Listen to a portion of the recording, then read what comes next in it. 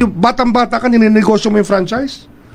Wala ka ba kahihiyan? Sabi kahapon ni Ombudsman Jesus Crispin Remulla, iniimbestigahan na ang sinasabi niyang pagbenta at paglipat umano ni Congressman Leandro Leviste sa prangkisa ng kumpanya nito sa sektor ng solar energy na hindi anya inaprubahan ng Kongreso. Wala pang direktang sagot dito si Leviste, pero ilang oras matapos sa mga banat ni Remulla, nag-post si Leviste na magbibigay siya ng 2 linggo para sabihin na ng mga tao ang lahat tungkol sa kanya. Sasagutin niya raw lahat ito sa pagbubukas ng Kongreso sa Enero 26. Wala pa rin tugon ng House Committee on Legislative Franchises kaugnay sa pahayag ni Remulla. Tinanong ng GMA Integrated News ang MGen o Meralco Power Gen Corporation, ang kumpanyang pinagbentahan ni Leviste ng kanyang shares sa SPNEC o Solar Philippines New Energy Corporation na itinatag ni Leviste. Sabi ng MGen, magkaibang kumpanya ang binili nilang SPNEC at ang kumpanya ni Leviste na nakakuha sa Kongreso ng 25-year franchise, ang Solar para sa Bayan Corporation.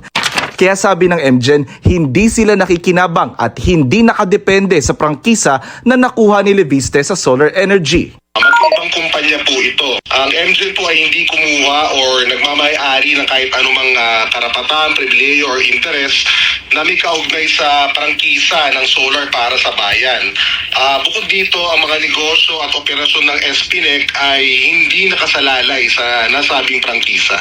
Sabi ng MGen, 22.25 billion pesos na halaga ng shares ang binenta ni Leviste sa MGen Renewables, ang renewable energy subsidiary ng MGen.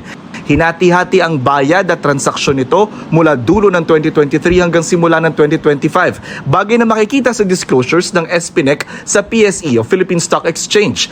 Naglabas din sila ng hiwalay na pahayag para linawing wala silang biniling shares sa Solar para sa Bayan Corporation na siyang nakakuha ng prangkisa sa Kongreso. Sa SPNEC lang daw sila namuhunan at ang pagbili nila ng shares dito ay wala naman daw nilabag na batas o regulasyon, lalo't sinuri at inaprubahan naman daw ito ng Philippine Stock Exchange at Security and Exchange Commission. Nauna nang inanunsyo ng Solar Philippines na isa pang kumpanya ni Leviste na dahil sa mga ibinentang shares ng kongresista, hawak na ng Meralco ang higit 57% ng SPNEC habang 18% na lang ang common shares ni Leviste sa kumpanya. Para sa GMA Integrated News, Jonathan Andal, nakatutok, 24 oras. Pagtatama po, ang ating ulat ay tungkol sa solar power company ni Representative Leandro Leviste.